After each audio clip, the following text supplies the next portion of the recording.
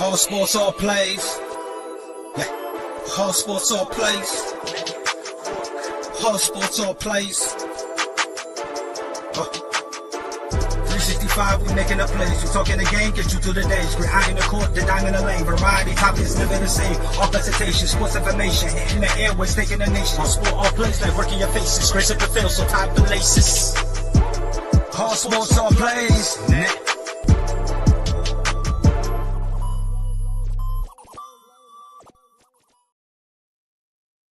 Welcome to the All Sports, All Plays College Breakdown. I am Ray Cruz. Drake will be joining me momentarily. My co-host here. Both of us are Navy veterans. Today is a very exciting football day. It's the Army versus Navy ball game. Number 22 ranked Army versus an 8-3 Navy team who has improved from last year's decimal record under the new head coach. They have prevailed pretty good on this day. So we're getting ready to get started here on the All Sports, All Plays Network. And this is a military theme today.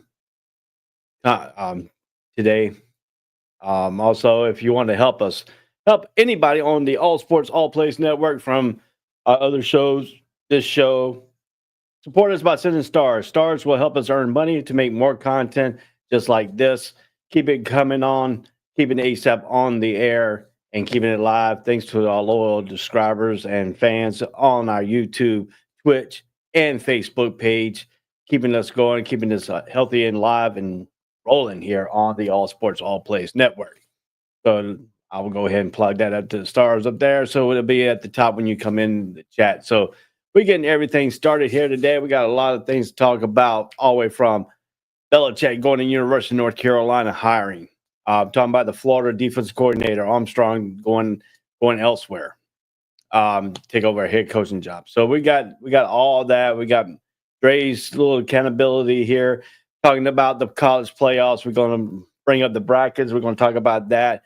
That gets started on really December 19th, the Friday night game. We'll start it all off there with Indiana versus Notre Dame from Notre Dame Stadium.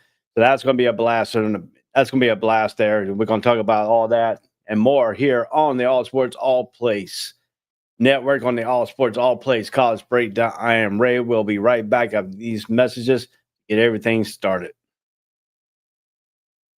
All sports, all plays.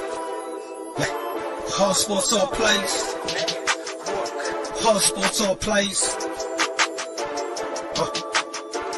365, we making up plays. We talking the game, get you through the days. We're high in the court, the dime in the lane. Variety, topics, living the same. All presentation, sports information. Hitting the airways, taking the nation. All sport, all plays, like working your faces. Grace at the field, so tie the laces.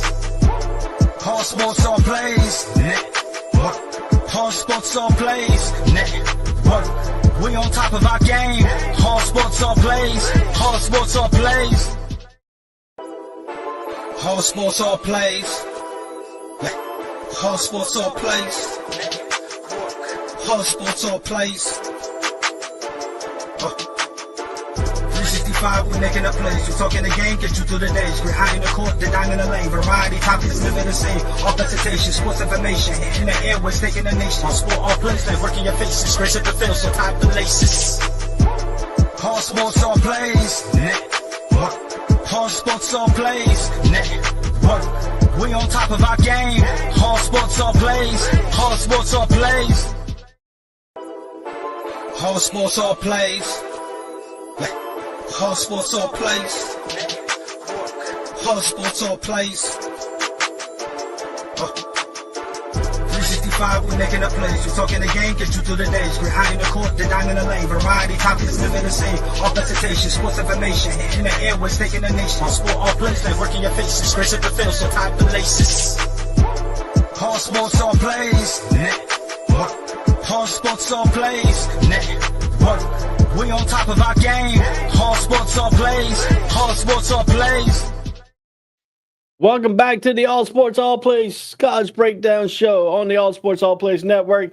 It is time to bring in the man, the myth, the legend with the hairstyle, the mini man, the man who sunk submarines, sunk foreign adversary. He is the man, the Navy legend himself.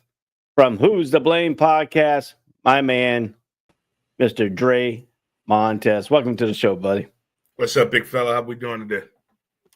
I got my dog tags on. I'm going to war now. You got your dog tags on. I got my Navy shirt on, dog my tags Navy on. hat on. For the I'm war. all in. I even wore skivvies today. I even got my first ship Navy hat right there, baby. The you. USS Cushion DD 985. Now sitting in the bottom of the Pacific Ocean. I got to switch to this because I'm not active duty anymore. I'm a Navy veteran. There you go. There you go. Vet up. There you go. Veteran on up. Vet up to it. There it is. All right, man. We got a lot of things going on in college football today. We got the Army-Navy game, which is what we're going to talk a little bit more about later on here in the show. Let's get started with some big news out of North Carolina, Chapel Hill. Bill Belichick has gone to University of North Carolina, signed a 5-year deal worth a lot of money. Is he worth that money? We don't know. In college football, we know what he did at accolades in NFL. He said the bureaucrats in the NFL, he didn't want to go back to coach anywhere in the NFL. He said just go back to his legacy where his father did coach at North Carolina as assistant coach in 1953 to 1955, but stuck around the Army Naval Academy mostly when his father went there. So this is like a legacy pick for North Carolina here. What is your thought? And now they're going to switch the model of college football around a little bit in North Carolina. They just hired Mike Lombardi as the general manager. He is going to the NFL style. Yeah, Stanford did the same thing. They got Andrew Luck as their GM. I think this is a good move for Bill Belichick, but I think he's coming at this a little bit more methodical. In the documentary about the Patriots run, they gave more credit to Bob Kraft and Tom Brady, so that kind of got up under Belichick's skin. He kind of opened up a little bit more to us of another side of Bill Belichick, not a little bit more than the football, but a little bit more relaxed version of Belichick. And we also saw that that's not Bill. He wants to coach football again. And then as well as what Arthur Blank did, the owner of the Atlanta Falcons, interviewed the man twice and still didn't get the job. So I think he's about to go into college football.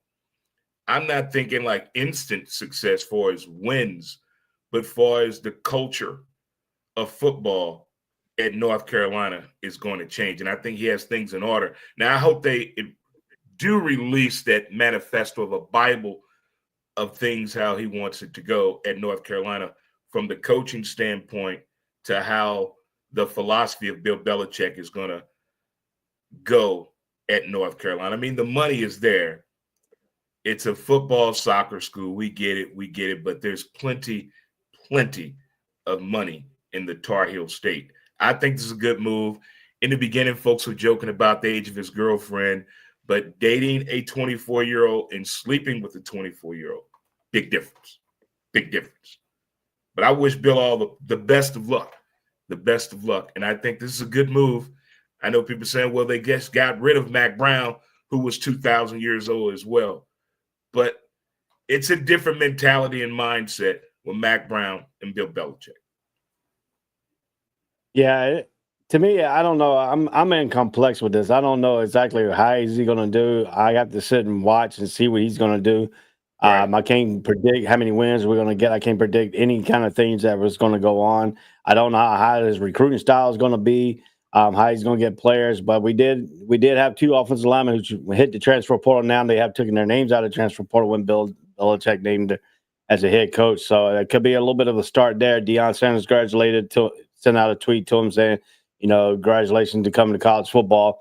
So this is going to be a lot of things. And I know a lot of people, a lot of fans are different, Duke and North Carolina State and the groups I'm in, like talking about, oh, y'all going to win the national championship, blah, blah. I ain't hyping that up yet because we don't know exactly where his style is going to be. We don't know exactly what he's going to do, how he's going to recruit. Is he going to be the one recruit, or is he going to send the general manager out to recruit him? The most challenging thing I think he's going to face, just like Eddie George spoke about it, the most challenging thing I think Bill Belichick is going to come to grips with in reality is that 17-year-old to 22-year-old kids, boys, have issues, have a lot of issues. Lots of issues that have nothing to do with football, but you got to step in and be available for them to be that leaning pole, that listening earpiece.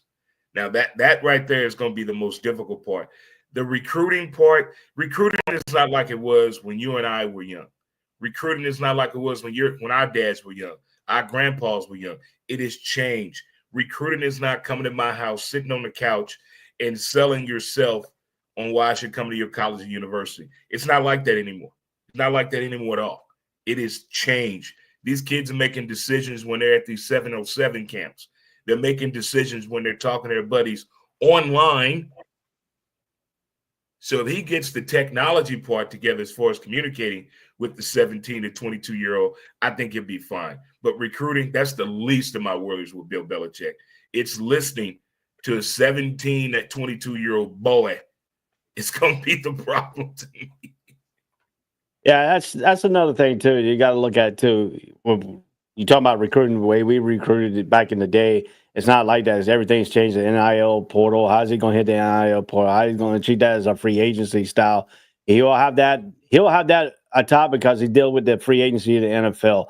So I mean, that could be a little bit of things that he sees and might not go out and recruit high school players. Might just go in the transfer pool and try to pull out people and say, hey, you come to us, we can treat you just like you want to go to the NFL, and we're going to treat this as. And he's already came out and said he's going to treat this program as a stepping stone to the NFL. I mean, so it is to a majority of the kids that have the hopes and dreams of playing on a Sunday. They know how the stepping stone should go. You get into a good school. If it's a football school, good for you. You do the best you can do to get your stock risen to get drafted and get to the NFL. That's the common thread. But now it's come apart where we're getting a little bit of help. We're getting guys that played the game very well that are coming back to college. We're getting coaches that coach the game very well in the NFL that are coming to college. And it's happening more and more. Not all head coaches.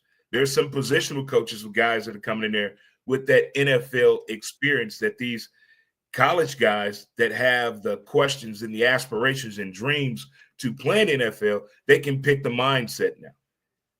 Beyond having the physical appearance to play in the NFL, you got to have the mindset, as we can clearly tell you need that because you got to understand the business aspect of the NFL as well. Yeah. So, I mean, I like the way he came in, what he talked about a little bit about how to try to make these guys, young men, trying to get them ready for life and out after college football. Not talking about every player is going to go to the NFL. Every player is not going to the NFL.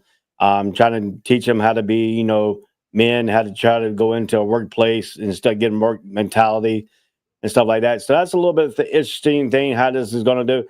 Now, if this formula works between Stanford hiring Luck as their GM and now Mike Lombardi hiring at North Carolina as their GM, are we going to look like more, if this is successful this coming up year, will teams more likely go to the general manager roles for their college program? I'm thinking that because of the NIL situation. And now next year they get revenue sharing. Coaches don't want to deal with that. And that's the great thing about college other than the NFL. They have people on the collegiate level that can really step to the plate and up to the table and really take a lot of the stress factors from a coach and concentrate on this here for the student athlete, the student body. They have designated people for that. And that's a great thing to keep the concentration where it needs to be on the football program, the athlete to be on the game itself. They have people set up for that. And I think the GM role on the collegiate level could help facilitate that even better. Yeah, I agree with you on that aspect too. But I mean, it's going to be a lot of things because NFL has got what they got: the scouting department, the scout players in college level. Are we going to see that coming into college football, having a scouting department to go out and scout high school football players, scout the transfer portal, stuff like that? Watchers everywhere, man. I mean, everyone has a camera. Everybody has a buddy. Everybody has a friend. Hey, let me send this video to you. Everybody has a connection in the pipeline that's going about being discovered the unconventional way. Dad having a VHS camera running your ass around videotaping you. Those days are gone. Yep. There's creativity in getting yourself out there. And the way these kids are getting themselves out there, some of them are very, very creative. And then want to see your friend do well or excel well, You want to get video footage out there. So there's all kind of ways to get yourself seen or on the map. It's not like it used to be anymore. Right. That's another way of good things talking about. So let's transition from that a little bit. We're talking about the Florida Gator. Well, I think their defensive coordinator Armstrong is now leaving Florida, taking a head coaching job and trying to find out where he's going to here real quick here. That's my favorite time of the year right now. I still don't agree how early the portal opens. I think the portal should open after the bowl game. Oh, we kind of lost Dre there. Hopefully he'll come back here momentarily. Something happened to his feed there. I'm looking at for the Florida defensive coordinator, see where he's going for a head coaching job. We'll be talking about that, and hopefully Dre will check back in here momentarily. He kind of got lost there on a glitch when you do live shows and stuff like that. So that's a thing too. So you got to look at that thing here. So I'm trying to find that story real quick. I seen that story earlier today. I'm trying to figure out where it was located at. I saw that talking about college football news and stuff like that on the prediction with players with where they were going and stuff like that. I seen it here. Oh yeah, okay, he's going to Houston. Let's bring Dre back in here. All right, Dre, we had technical issues there. You fell off. Yeah, I was like, what happened? Cut a brother off. Yeah, something happened. Florida DC defensive coordinator Armstrong, he is looking like he might be the next coach at Houston. Good for him. This that sign time of the year, man. Like I was saying before I was cut off, I wish the portal would open up after the bowl games. After the bowl games, then go ahead and go. With coaches as well. You can't leave, transfer out, accept another damn job till this season is completely over. Now, if we're not in a bowl game, we're not bowl eligible, okay, bye. But if we're getting ready for a bowl, if we're playing in the Old Spice or the chicken nugget or the honey mustard dipping sauce bowl game, you're getting the job of transferring after that bowl game. We have an obligation. We've seen so many examples of quitting, giving up, not putting forth the effort this year in sports more than ever. More than ever. Yeah, I agree with you on that too. And you look at some of this stuff here, and we'll go ahead and put down the college football playoffs games there presented by Allstate. You can see them, the first round coming up on the scroll down there. Travis Hunter came out and said Coach Prime is not going anywhere. Do you guys still believe that Coach Prime will stay at Colorado and not jump up into the NFL? I tell people this all the time. Let the right situation come up.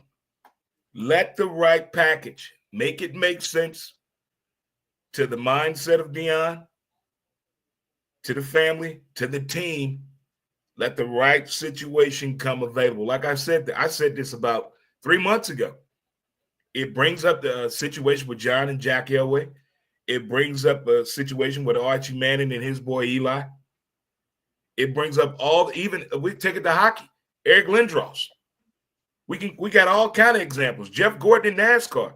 We have all kind of examples where the dad or the mom or the parents or the guardian is stepping in. Hold on. I want to ensure my child's future is in the best possible position to excel by going this route. And it worked for these teams. It worked for them. We haven't had this type of situation in quite some time.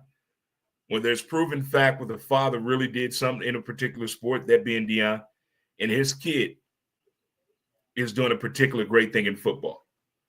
And if the right situation comes up or is available where all three of them can be together, please, that man is gone. Bye, Colorado.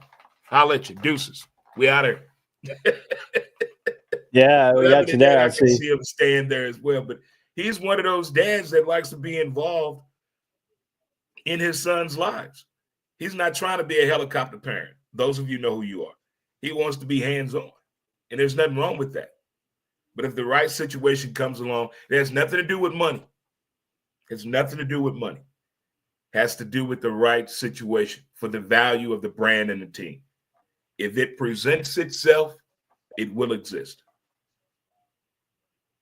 I agree with you. I think that's going to be I think that's a telltale for everybody, really, to me, that if the right situation is coming around and he wants that situation and he wants to take it, he will go with it. He will go with that right situation, whether the things is in mind. But I think, to me, I think Dion really likes coaching college football, making them young men.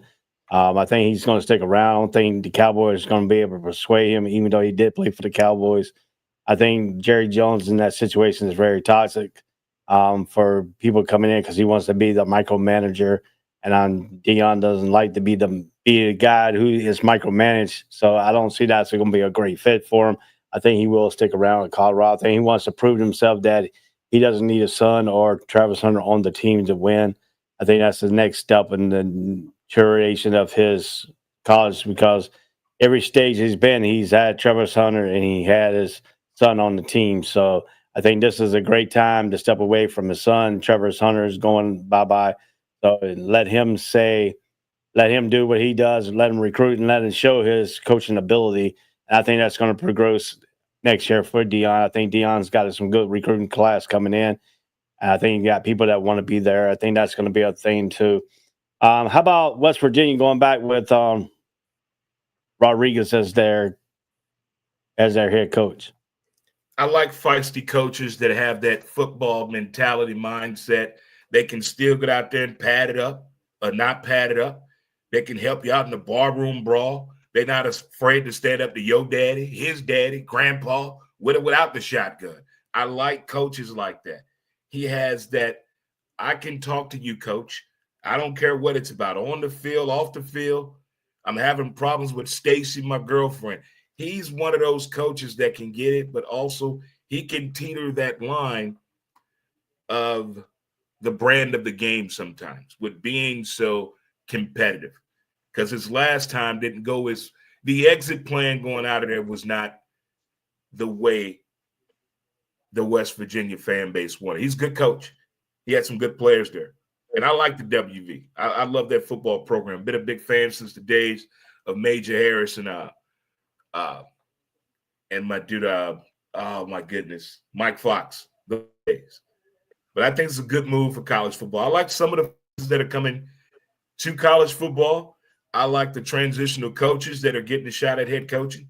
I like the position guys that are coming. I like the fact that former NFL players and coaches are looking at the collegiate level, not always a Power 5 school, but getting back and acclimated to the sport that gave them that shining moment on Sundays. I like that. But good job. Yeah, and we're looking at it too. Alabama Crimson Tide's lost running back Haynes entered the transfer portal.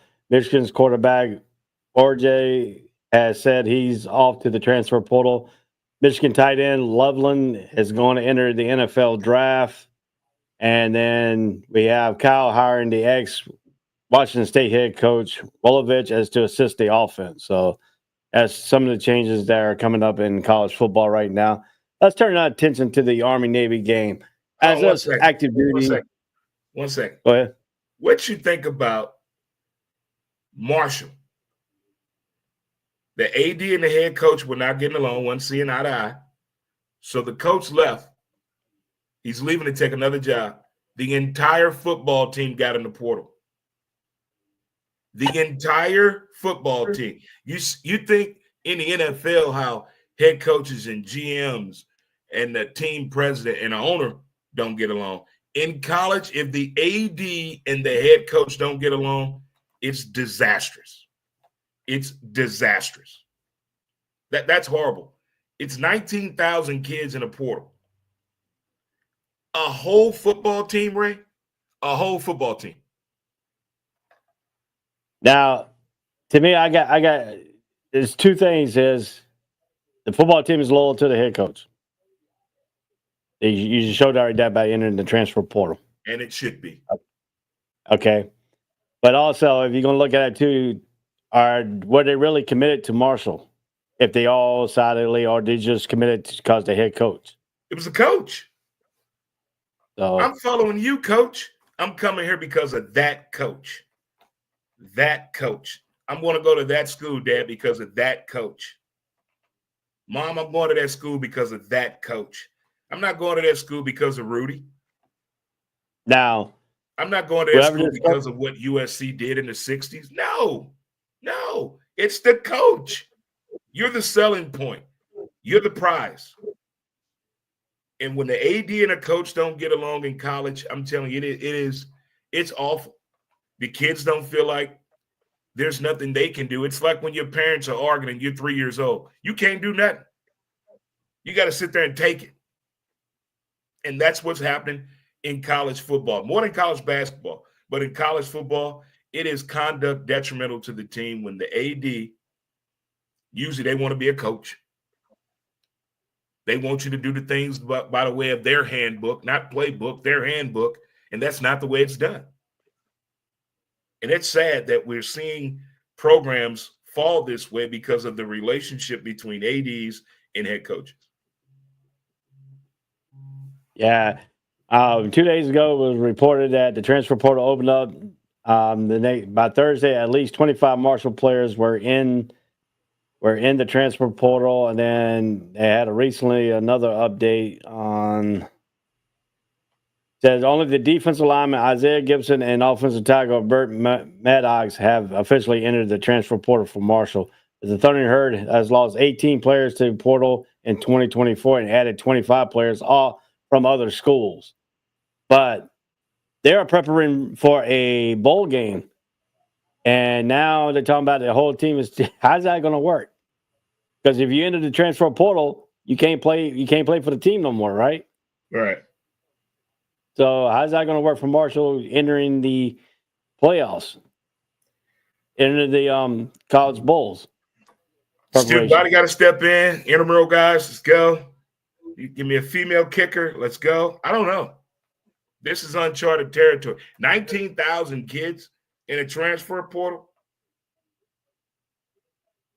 That's not beyond coach. I'm not getting on the field. Coach, you promised me this. There's something else going on. There's more than I'm leaving here to better my opportunity to play somewhere else. No. There's something going on that they don't want to tell us. I think it has a lot to do with that NIL money. Yeah, it was just like the number one basketball recruit chose BYU over Alabama and North Carolina, but all three schools offered the same amount for BYU. And then I get clowned because, North Carolina lost another top player to BYU. Yeah, but if you listen to what he says, and that's what I don't get. What people actually, other fans will jump on you real quick if you lose like a recruit. But you offer him the same amount of money, but then you listen to his press conference. He said the reason why he went to BYU is because the head coach at BYU used to coach Durant, his favorite player. So he wanted to be coached by the same player that Durant was coached by. So basically, take it a step further. On why that young man chose BYU. Let's think about this now. You have the number one recruit in high school basketball choosing Brigham Young University. Where's Brigham Young? In Utah. Who owns the Utah Jazz? What school did he go to? Utah. Yeah. Who's the head coach of the Utah Jazz? What college did he go to? BYU. Yep. So don't be shocked and amazed if the Utah Jazz suddenly tank next year to get that number one pick. It's all lining up for it. $7 million is nothing. That's chump change right now. That's in NIL money. That's in Utah. That man is a billionaire. They know what they're doing. So now the NBA has influence, not just in high school, not just on the collegiate level, but now has the effect right now to ensure that number one pick is coming to Utah next year. Okay, buddy. Okay. Yeah, that's I see what you're doing, NBA. I see you. Number one pick going to BYU. Please. Yeah, please. That's another thing too. You looking at different things going on in here. Now you got Belichick at North Carolina. You got Deion Sanders at Colorado. You got Eddie George, NFL. State. Ray Lewis about to take a coaching job. So that's it's good. We're getting young people. We're getting people that actually played the game in the NFL, coached the game at the NFL, won championships, was on championship teams, coached championship teams. Now you're getting at the collegiate level. Instead of getting these dinosaurs who coaching philosophies don't work anymore, whose communication skills don't work anymore. You got to get that new breed, the reshuffling of players. We've seen that, the reshuffling of technology. We've seen it. Now it's time to see it from the coaching standpoint. Give me this young breed. Yeah, and you look at it. You look at some different things here, and you got to look at some things about. Look at Warren Sapp, what he's done to the Colorado defense as a defensive coordinator. Football. Loves football. Yeah. So he's passionate and stuff like that. I seen this one. I took a photo. Took an image off the internet for my schooling for the Dan Patrick broadcast school that I'm going to. I'm in my next to last class before I graduate. I graduated in February. So I got one class in January to do after the Christmas break. So I'm getting my sportscasting degree there. But, the image one of the assignments I had to do, I had to catch an image of a head coach, coordinator, and a player. And the perfect image was Travis Hunter, Deion Sanders, and Warren Sapp discussing a play with Travis Hunter. And you can see the passion in Warren Sapp's eyes, the way he loved to coach football, the way he loves football. You can see it there. Now, my question to you is he lining himself up when Cristobal does not work at Miami to come back to Miami as a head coach? Talk about Prime? No, I'm talking about Warren Sapp. No, Warren Sapp is – see, we do this. We always want to give people promotion or a raise when they're happy and comfortable where they're at. Warren Sapp is comfortable where he is at. Let him cook the way he's cooking. Stay right there. He don't need to be a head coach. He don't need to do all that. He's fine being a defensive coach. He's fine with that, talking to his hunger squad. He's fine just right there. See, if Eric Bieniemy would have listened to his real friends instead of the damn media, he could still be doing what he wants to do, offensive coordinator. But everybody want to say, you should be a head coach. For what? Why? I'm happy and content here. I'm cool. Don't Rooney rule me. I'm cool right here. Right here. But I like where Warren Sapp is at. I don't like everybody getting a promotion, going to get a head coaching job just because you went to school there or they need you. No. The U made their decision. The U could have fixed this decades ago on their coaching pedigree. They chose that path, just like Florida State, just like Florida. They chose these paths on these horrible coaches. They went and got just because the numbers were and the analytics were there, and we got to do what's right for the university. Bull. Yeah. We're going to hire a firm to go out and find our next coach. A firm? A computer. You put – We'll have to headhunters. I swear. All righty. When we get back off the break here, we are going to talk about, did the college playoff committee get it right for the first 12-man playoff teams? And possibility an expansion might be coming to 14 teams because of one team did not make the playoffs. It is cause they're trying to get this team in, and so they're going to expand it a little bit more. We are going to come back and see Dre's reaction now. We know he does not like the expansion of talking more about 14 teams. We are going to come back on the All Sports, All Plays College Breakdown on the All Sports, All Plays Network. Right after these messages, we'll be talking about the college playoffs coming up. All Sports, All Plays. All Sports, All Plays. All Sports, All Plays. 365, we're making a plays. We're talking the game, get you through the days. We're high in the court, the dime in the lane. Variety, topics, living the same. All presentation, sports information. Hitting the airways, taking the nation. All sport, all plays, like working your faces. Grace at the field, so tie the laces. All Sports, All Plays. All All sports, all plays. Network. We on top of our game. All sports, all plays. All sports, all plays. All sports, all plays. All sports, all plays. All sports, all plays. 365, we making a plays. We talking the game, get you through the days. We're high in the court, the dime in the lane. Variety, topics, living the same. All presentation, sports information. In the air, we're taking the nation. All sport, all plays, they working your faces. Grace at the field, so type the laces. All sports, all plays. Network. All sports, all plays. Network. We on top of our game. All sports, all plays. All sports, all plays. All sports, all plays. All sports, all plays.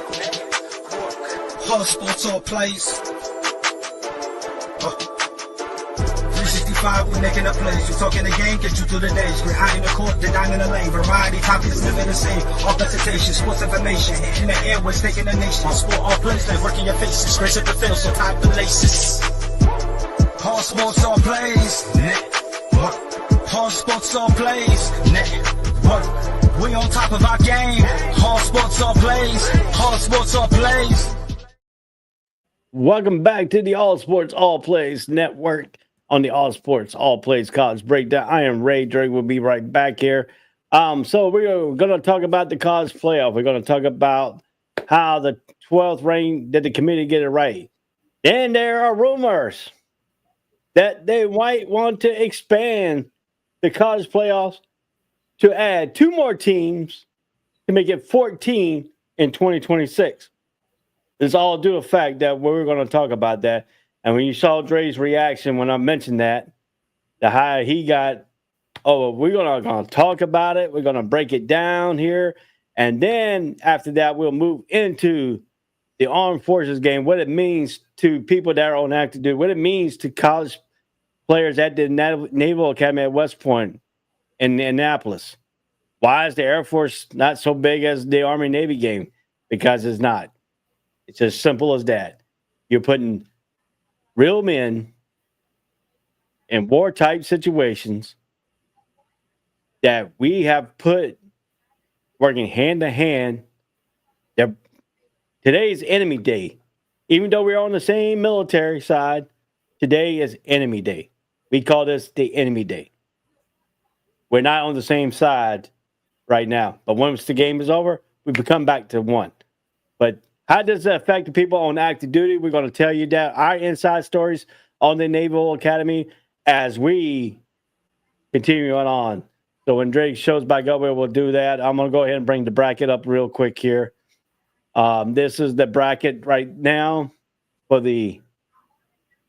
And then we have one comment here. We had Daring 3 on Twitch saying, Hola, ¿cómo estás? So, anyway, this is the breakdown. This is the college football season of the 12th. Did the college football get it right? There's a lot of people said the Army should be in here because they were 11-1 team. Even though they even a conference champion. SMU is not a conference champion. That was a lot of speculations there. A lot of people want Alabama in it. Alabama didn't make it. They're looking out. So this is what they put out. The highest ticket on the third market site, the highest college playoff ticket on the site, everybody thought it might be the Tennessee. A lot of people said Tennessee or Ohio State. A lot of people say Texas and Clemson. A lot of people said Indiana and Notre Dame because they don't play a lot. They're in the same state. Well, third market has agreed that Notre Dame and Indiana are the highest first round ticket on the third market because they're in the same state. They don't play as a lot. This is going to be at Notre Dame Stadium in the Hoosier state of Indiana, in South Bend, Indiana, where Hoosiers coming from Bloomington, Indiana, down to play at Notre Dame in the first round. No, that is the highest market team. That's the highest of the markets that we see right now. So you got that. You got that going for you a little bit there in the playoffs. But if you look at what's an intriguing matchup in the first round, my intriguing matchup in the first round is see what SMU does against Penn State. A lot of things. I like to see the Tennessee Ohio State game. Let's bring Dre back into this here. Let's talk about it, Dre. Here, how you doing, man? Hey, what's going on? Doing good. Oh yeah. All right. Here we go, man. I seen your reaction when I mentioned that the playoff committee and the playoffs might extend to 14 teams. What is your thinking on them trying to extend this to 14 teams in 2026? Is it because Alabama missed out? Of course. Of course. Them kids want to go out and play with the other kids, but they can't go outside and play with the other kids. They got to stay in the house and play with themselves. They are not allowed to go outside, and the whole state of Bama is not happy. I bet church was interesting last Sunday. I bet that was the fastest church has ever got out in the state of Alabama because the bracket, the playoffs came out, and Alabama was not on it at all. So now they want two more teams. When will it end? When will it end? I thought we had this settled with the BCS. I thought we settled it then. Then we came into the playoff format. Oh, that wasn't enough. Oh, they're getting it wrong. This is not right. How does an undefeated team not end up? Oh, God. Then we come out with this format. We assumed everyone was going to be happy. But something happened when Alabama did not live up to the what, kids? The hype. When reality hit them in the face. Oh, they thought this was going to be an easy ride when Daddy left. Oh, he's just a coach. He still got his players there. We're bringing in a winning coach. Look at what he did in Oregon. This is not the same type of demographics, young man. That method don't work down here.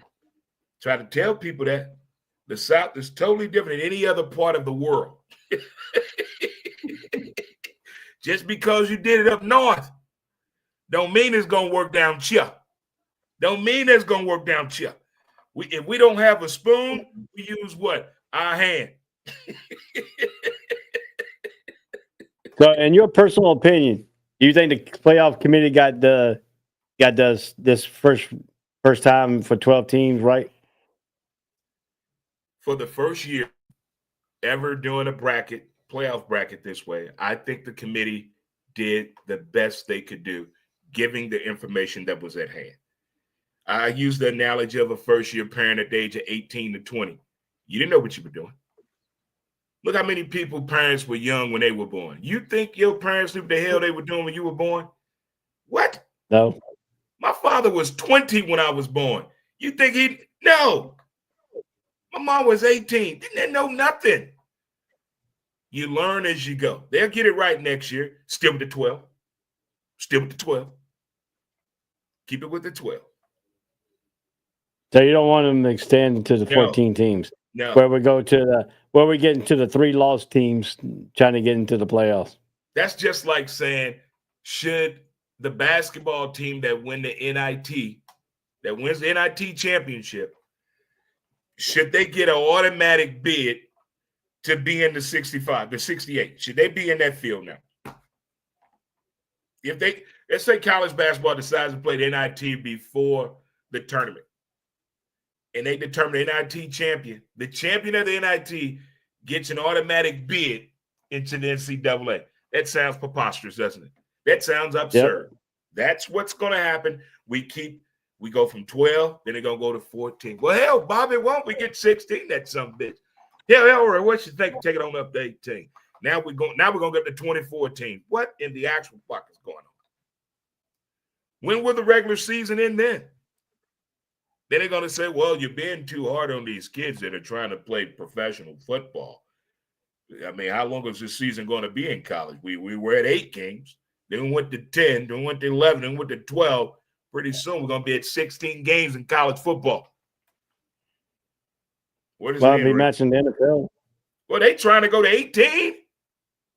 I know. Hey, you want me to start a family? You want me to be there for my family? When can I be there? I got to watch film. I got to practice. I got to play the game. I got to heal. I got to go to meetings. I got to do marketing things. I got to protect the brand. When does it end? When is it my time, Coach? That's a good question. Right now, the January 21st is the championship game, I think. Ain't it? We're damn near in February. Yeah. It used to be New Year's Day. Monday, January 20th. Or January 5th. Now we're damn near in February.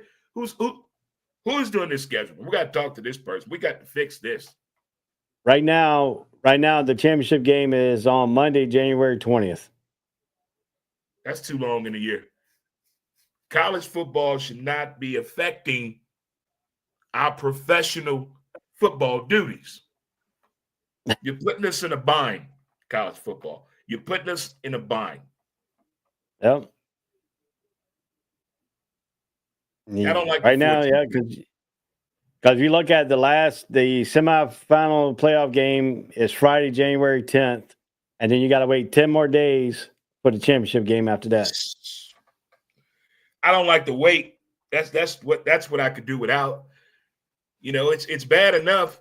We know when Christmas Day is. We just hate the wait. We know it's December 25th. But December 2nd, we like, damn, I can't wait till Christmas get here, Mom and Dad. And if you look at it, championship game. And if you look at it, the first semifinal game is on January 9th. They don't need no 10 days to heal. Then you got the second day. Well, one team is going to get 11 days to heal. Because one team plays on the 9th. We're going to forget because you got one team. You got one team playing on the 9th in the semifinal games. So whoever wins that game is going to get 11 days. After that day, is going to get 11 days to fully rest. Because the rest will start at 7, probably about 9, 10:30 that night. Oh my goodness! And then you got the next team comes in on the 10th, so they'll get like a day later rest, like a day later. So one team's gonna come in, I'll be all like one day healthier than the other team. Does it ever end? Does it ever end? So I mean, that's what you're looking at it at too. But out of your first round games, which one is intriguing you the most to watch?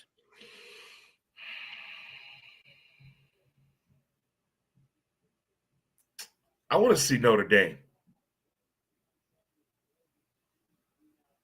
I really want to see what this time off has done. Do they still got a 50s bag in them? But I'm intrigued to see Notre Dame. You know that Notre Dame game on the third market is the highest price game making on the third market for ticket wise. Is it more expensive than WNBA tickets? I don't know, but that ticket right there is the highest ticket out of between all the first round college playoff games. So what's the projected ticket price? For third market team, let me go to StubHub real quick.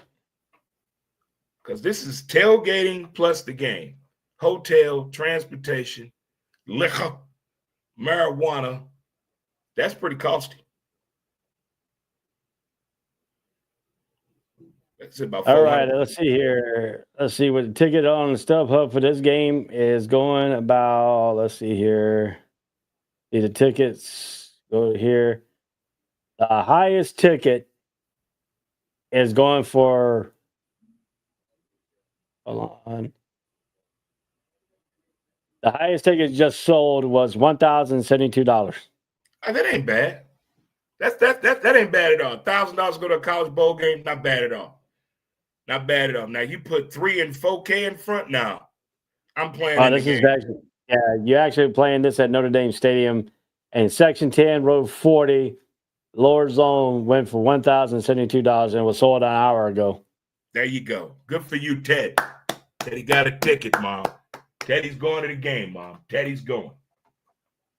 Way to go, Teddy. Let's see. Yeah, because all these tickets, the lowest price ticket for this game is at $444. $444. Not bad. Not bad price at all.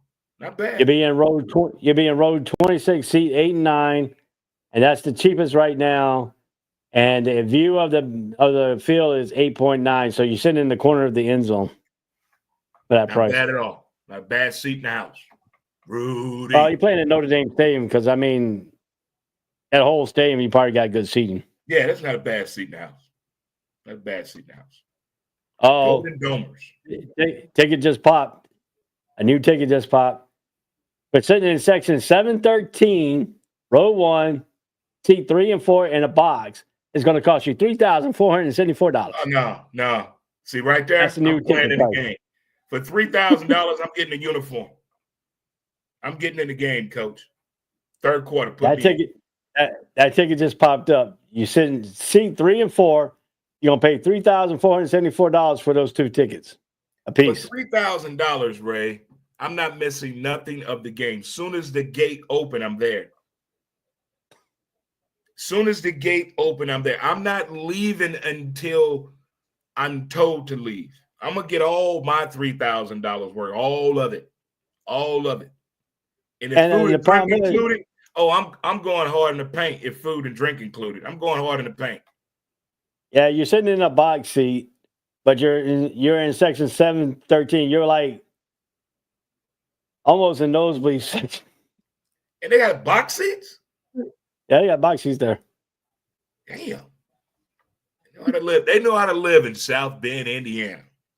There you go. That's your $3,000 some odd dollars to go see that game if you want to sit in the box seat. Well, you got that I'm kind of money. Tailgating for sure. That's a 4 a.m. tailgate. I'm tailgating early. You got it there for it. If Dre's going to pay that much money, he's going to get his money's worth. He's going to tailgate at 4 a.m. before the stadium even opens up, before the parking lot opens up. Dre's going to be in the front line at the gate. Yes. That ticket should come down with you be able to go on the field before game, talk to all the players and coaches. Yeah. That's what all that should cover, right? I'm going to get there early. When I went to the Cardinal game and had the green seats, I was there when the gate opened. That's food and drink included behind home plate, bro. I'm not missing that for the world. I was eating and drinking. Let me get 2 more of those, though.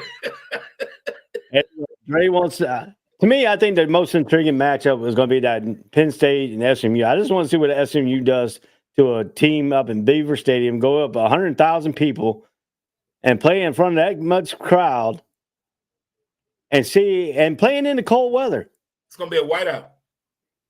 It could be a whiteout. It could be a whole whiteout. It could be snow on the ground with the white. But I still haven't seen Penn State really play yet. I don't get Penn State this year. I'm sorry. It's just like Wonder Woman 84 in the Barbie movie. I don't get it. I don't get it. I don't get what the hype is about Penn State. I watched them play 2 games, and I don't know what happened. I don't. Maybe you jinxed them.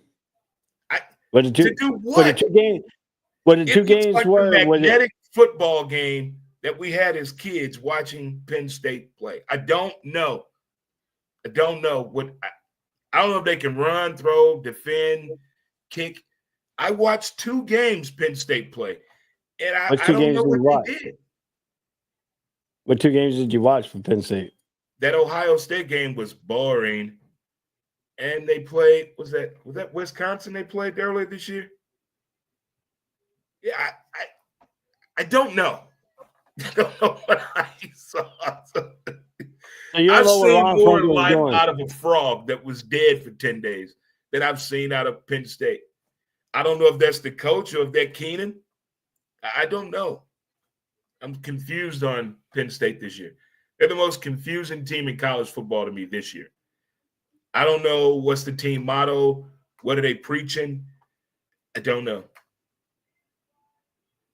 So I guess that game could be interesting to watch because I like SMU. They're fast, very fast. How about the Tennessee-Ohio State game? You think Tennessee's going to give Ohio State run for the money? Because this could be Day's last game for Ohio State if you can't get this win. I think the worst thing that ever happened to Coach Day was the fact what happened on that field with the flag incident. Since we've seen all the video footage, since we heard what was invested financially in the Ohio State football team, we got a lawmaker trying to make it a felony to plant a flag at the Ohio State football stadium. And then we saw the demeanor of Coach Day while all the chaos was going on. Then we heard from former players who talked about his coaching tendencies, knowing that it's not effective, knowing that he doesn't have the believability of the whole football team. All that has come out since the day that the Ohio State got embarrassed at home by a team without a quarterback.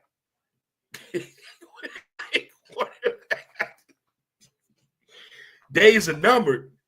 They spent over $20 million for that team, and that happened.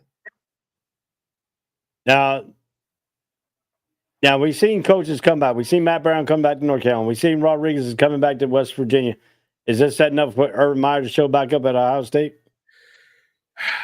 See, Urban, it's more health related than him wanting to coach and get off of TV. The man loves football. I don't know if it's a nervous condition, but when that man is talking about football and you can see his legs on the college football big show, he's fidgeting. He misses the game that much. If he can talk with Mrs. Meyer and the kids and get the A-OK and sticks to his schedule, I can see Urban Meyer making a consideration, strong consideration. But he's going to need a GM as well. He's going to need an advisor as well. Go home. Coach, go home. Go get some rest. They talking about making mental health awareness in these young athletes nowadays. What about the coaches? Because he spazzed out on us. He kind of went there on us right in front of everybody. But good thing his wife pointed it out. Something's wrong. Something's not right. And stress will get you. So It would be great to see him come back, but I want it to be the right situation for him. Got to be the right situation because Coach Day, he just blew $20 million off of a hope and a dream. Hope and a dream. Yeah, I mean, this could be – if Tennessee wins Ohio State, they're going to be coming for his head. Tennessee was that fire at the beginning of the season. Then they kind of went in neutral a little bit. So I don't know which Tennessee team we're going to get, the one at the beginning of the season or the one that was in neutral a little bit for a couple of weeks. Yeah. But that's another thing too, because Day's guy where he hasn't beaten Michigan yet as a head coach. Certain schools you have one job.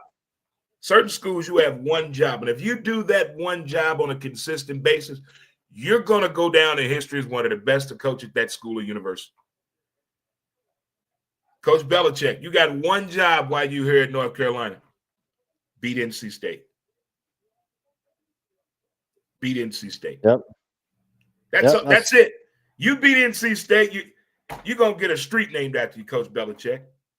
We'll give you a statue of your girlfriend. Whatever you want. We got to get our bell. Yeah. We got to get our bell back. We got to get our bell back from Duke. Yeah, you do. So, we got to get our bell back. But anyway, let's move right along. Let's talk about the armed forces. Let's talk about the Navy versus Army. What does this do for the people? Want to know? I've been asked because I was on active duty for the Navy. They wanted to know what the active duty military does during this football game. How big is it to the active duty portion besides the fan base for the cadets at the Naval Academy? Well, I'm going to ask Dre for his biggest Army-Navy game while he was on active duty, what they did, how they pursue. And I'm going to tell you mine because I got a good one because I was stationed with some Army people. So we're going to talk about that. Dre, what is your most stuff that y'all did on active duty to get ready for this Army-Navy game? That's a great question. I was stationed in Pearl Harbor, Hawaii, so I work with all branches of the military, including the Coast Guard. But on Army-Navy games, 95% of the time, I was at work because I worked Saturdays and I worked at the Arizona Memorial. I drove a boat back and forth. So I got the chance to catch the game at glimpses. But the one particular time I know for sure, I was still living in the barracks, Arizona Hall. And, you got your TV downstairs and your pool table and all that. We had a floor model, not a big screen. We had a floor model TV down there in the lobby of Arizona Hall. And all of us fresh out of boot camp with our first job, away from home, just being just there in Hawaii. About 30 of us just got together and watched the Army-Navy game. And it was, what kind of pizza was that I had for the first time? It was a pizza with pineapples on it. The very first time I had that, I was in Hawaii. And we just sat down there and enjoyed the game and just got to reminiscing about what we've been through in boot camp and the fact that we all in the military now and with an actual job and working together, just reminiscing about what we've been through and yelling at the TV, enjoying the Navy game. But that was a lot of fun. That's like one of my fondest memories right there. Yeah, I have a couple. One was when we were on the way. During the game, we were underway. We were between Japan and Guam. Underway, and we couldn't watch the game. Well, we thought we couldn't watch the game. Somehow, in some way, the commanding officer found a course that the military television live broadcast was picked up clear. That's awesome. We made that course for 4.5 hours against the generals and Secretary of Defense. Didn't want us to do it. They didn't want to stay on that course for 4 hours to watch the game. We even had a general come across with message traffic to us saying, please get off that course. You know why we were on that course? Why? Navy was losing when we found the actual game. Navy won the game by 3 touchdowns. And CO came and said, we're their good luck charm. And the general was trying to get us off the course the whole time. So that was a good one. The second one was I was at Uniformed Services Uses where we had Air Force doctors, Navy doctors, and Army doctors all becoming doctors at the university. That's where the prestigious medical school that you had to qualify and interview to get in. And it had all 3 branches of service there. Well, the Army guys, doctors, thought they could come into the Navy because it was on a naval base to steal the Admiral's trophy from a case because he was part of the Navy football team that beat Army, and they gave him a little trophy, and he put it in the case. So that was the Army's guys stealing that trophy to get the commanding officer upset. Lord well, we stole the Army's mascot, the goat. They had a goat named Navy. And they thought it was good luck. We stole him, put him out in the pasture somewhere, and they couldn't find him. They were all upset. So, yes, we do all pranks and stuff with the Army Navy guys. And the whole time we were at USA's, Army did not win one game. The whole 4 years, we won the whole Snag and Boodles. But people think that this means a lot for just for the fans for the Navy Army game. No, it meant a lot for the active duties. I mean, we got ships got there. We got the aircraft carriers. People getting out there saying, go Navy, beat Army, doing it all out there, taking pictures, sending videos in. But this game was a morale booster, basically. When you had hard times and you fight for a day beside each other, then you turn away and it became enemies. We say we became friend enemies, for that day. Preach. And then we turn around the next day, get back together and start fighting again. But to me, I think the Army Navy game was really good when we were sitting in Afghanistan and being fired upon and taking a day off, really just sit around and watch football, take your mind off things. And we sat down. We watched with the Army guys and Navy guys. Yes, we didn't fight. We had a certain point where you say go Army, go Navy, stuff like that. But it was more of a morale booster for us on active duty. This game brings the troops together and sit around, and people just don't realize what us military people go through. They don't on a daily basis. And I think it's all movie related and TV shows. It's not like that. It's real life. And you're talking about 18, 19-year-old kids. With so much responsibility. We have to grow up fast, because if you look for the Navy-wise, an 18, 19-year-old kid is driving a Navy ship. It's driving a $4.4 million Navy ship. You got an 18, 19-year-old kid, really who transferred over and being in the Air Force, going to being a pilot. I had a friend, a 19-year-old kid, came in. He didn't like being the bosun mate. He said he went to college while he was in the Navy. He didn't want to be a bosun mate. Next thing you know, he transferred out. He comes back to the ship on a squadron, flying a freaking F-18. Wow. At 21. Driven. That's awesome. Yeah, the responsibility that's put upon us at young age, man, that's something else.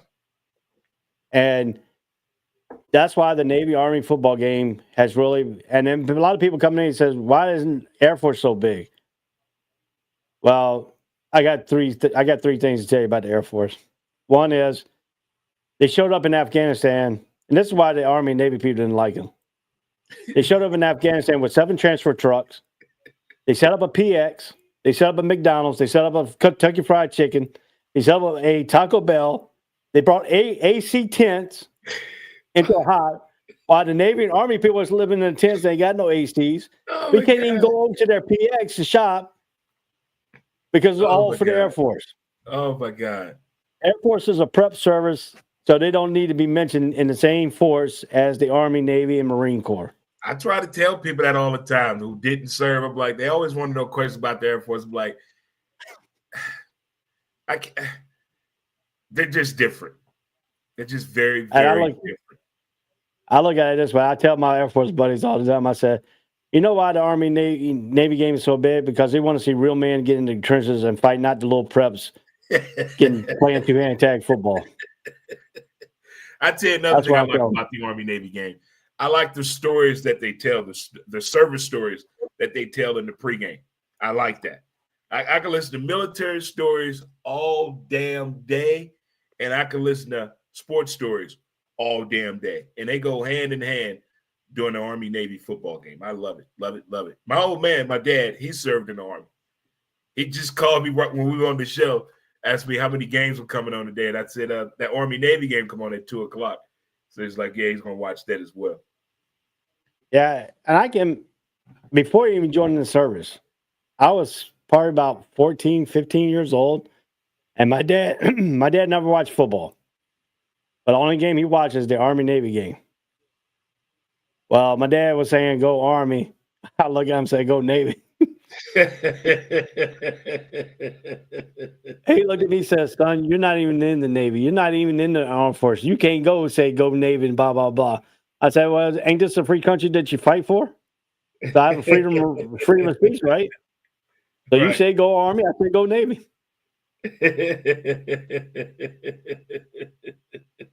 But what he don't realize was he thought I was going to go into the Army, but I chose Navy. But he wasn't around when I graduated from high school. He didn't even know I signed up for service. My dad passed away when I was 18 years old. Yeah, who did you tell that you joined first? Who did you tell? I ain't had to tell nobody. My mom took me to every recruiting visit I went to. I started out going. I tried to go to the Air Force because I was in the Air Force ROTC. Well, I couldn't score a 50 on the ASVAB. So my mom said, hey, let's go down. So he took me back to my hometown, went to the old post office. Old post office turned into a recruiting station now, downtown. I walked in. The first door on the right was the Army guy. He was outside waiting for me to come through the door. He was trying to jump on me. The Marine Corps, the second guy outside. The Navy guy never came outside. So I'm like, Mom, let's go check the Navy guy. And the two guys like, we're right here for you, waiting for you. I was like, Yeah, but the Navy guys seem cool and collected. So I'm going to see what he says first, and then I'll come out if I don't like what I hear. I walked in the office, and this is no lie. This is what got me on the Navy. Well, I actually got my mom on the Navy. She walked in, and then she had a sign that says Disney World, Orlando, Florida, boot camp. My mom says, "You going to the Navy, son." Oh, your I'm mom going to work made the a deal. decision for you. Yes, my mom made the decision. My mom worked my whole contract out for me. Wow. My mom come in and she said, "This is the first thing she said. My son's going to Orlando boot camp." Wow. He looked at my mom. My mom looked at it. He's like, looked at me. He's like, "Your mom's talking for you." I said, "Hey, my mom told me to shut up. So, I'm doing what my mom told me because she's a Southern woman. You don't backtalk a Southern woman, Heck and you let her no. negotiate what she wants to negotiate." Heck no. So Talk my back mom to a negotiated. Southern woman. My mom looked at him and says, "He's going to boot camp in Orlando. He's going to get an A school. He's not going to go undesignated." And I want it all in writing. I looked at my That's mom. what's up. I said, "Is that all?" She said, "Yeah, that's all I could do for you right there. I can give you these three right there." Wow. So you the went to recruiter Florida looked at it and camp. says, and this is what the recruiters looked at and says, "Okay, will your son sign the dotted line right now if I give you all that?" She said, "If I had to put his hand up there and make him sign for it, he will sign this contract." My mom read the contract from front and back, made sure everything was in that contract before I even signed it. So that's how I got in the Navy. Wow. Mine was a little bit more different than that. That movie Taps changed my life. I went the ROTC route as well. And a friend of mine joined over the summer of our junior year. And I joined that January of my senior year. And that Saturday morning, I went to go take my test. I told my grandmother, "May she rest easy." I said, I'm joining the Navy. She's like, "What?" I said, "I'm going to take the test right now." Came back and told her that I joined. I told my dad probably a week later and my mom, but my grandmother was the first one to know that I joined the Navy. That was it. Yeah, my mom knew. My mom carried me to every recruiting station. And my mom even told me, she said, "You don't go the military route, you're going to either be on the street corner or you're going to be in jail." Everybody had that speech back in the day. If you don't do right, you're going to end up in jail. Now, I'll tell you another you're going to end up in jail. I mean, this is another speech she said. Why was that to talk to everybody to get a kid to straight up? You're going to end up on the street or you're going to end up in jail. Well, my mom was really scared that I was going to have babies on every street corner. That was she really was scared of.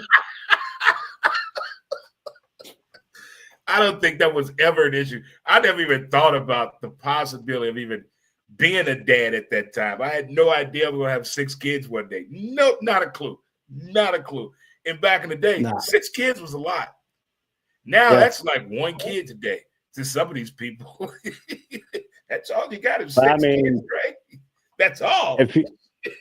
If you look at it this way, you talk about the Army Navy game, yeah, it's a little bit different than the Air Force Navy and all that. Even though it's plays for the same trophy, the Commanders in Chief. This is the Commander in Chief's trophy today. Whoever wins this ball game takes it outright. So I mean, that's a little bit you're looking at it here in the deal.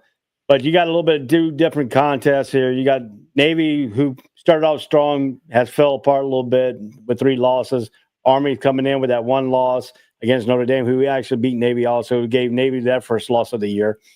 So this is a totally different offense. It is. For both teams, even though they still run the ball like the military style, but this is a little bit they gave matchup predicted giving 66% to the Army and 34% chance for the Navy to win this ball game. If you look at it, both quarterbacks, one Harbaugh for Navy is 133 carries, 895 yards to Daly's 264 carries on 1,480 yards to leads Army in rushing. And then Harbaugh, he's got over 1,154 yards passing at 69 out of 110, 18 attempts. Army has only thrown the ball 78 times out of 45 completions, 877 yards and 8 touchdowns. But if you look at it, really, thing here is Daly is the key for Army's successful offense, and so is the Navy's quarterback, which quarterback will be the option player. They both still run the option, but they do a little bit of wrinkle passes in the game. How do you see this game played out today? Does the Army try to keep it on the ground and Navy try to match up with them on the ground? Or do we see a little bit more of a surprise attack by the Naval Academy? I like what you said, how to open this up, Ray, that both of these offenses are totally different. They're not the schools of past, the triple option, the overdoing it of the running plays, just the way the offenses were just running. It was pretty much scripted. It came a boring factor at some point to know what the offense was going to do each and every time. But this year, they both have opened up the playbook. They have thrown the ball. They put some trick plays in there. They got some RPOs that look very, very nice. They got some swag on defense. They're doing things that are pretty interesting with the special teams, both of them. I think the game today is going to be unpredictable because I think both of them are going to come out with an unconventional attack. I think they're going to give us a little bit of the aerial assault as well as the ground game. I think both are. I think Navy is going to excel well. And I like the uniforms that the Navy is repping with today. I put a call into all the right people. I'm trying to get me a jersey. I want me a jersey. I want. Those jerseys are hard to be. I think, don't they auction their jerseys off at the end of the game? I know they used to. I don't know if they're still doing that. I know they used to. They used to do that. And I wouldn't mind next year starting watching college football games with an actual helmet on with the dark visor. I like that. I like that look. I want to watch football with the Bluetooth speakers and the helmet with the visor. I want to feel as though I'm in the game, Ray. I want to be in the game. Give me a helmet. For you to get in the game, you need to go get you one of them Meta virtual VR things to watch the game. Then you'll be inside the game. Man, I'll probably break every damn TV in my house.